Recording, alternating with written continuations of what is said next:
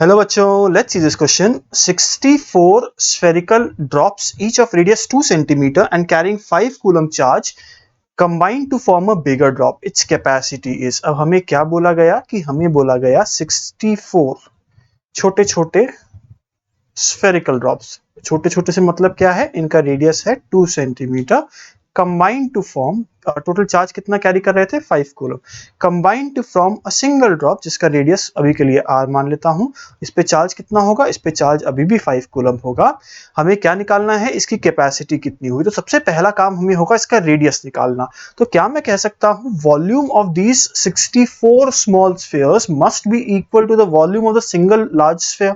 तो ये कितना हो जाएगा 64 into 4/3 pi r cube is equal to 4/3 pi capital r cube. यहां से अगर मैं सॉल्व करता हूं तो मेरे पास क्या बन जाएगा, कैपिटल आर की वैल्यू स्मॉल 4r और स्मॉल r की वैल्यू तो हमें गिवन है, तो ये कितना हो गया 8 सेंटीमीटर. अब हमसे पूछी गई कैपेसिटी बड़े वाले ड्रॉप की. तो हमें पता है एक स्फेयर की कैपेसिटी होती है 4 पाई एप्सिलॉन नॉट r.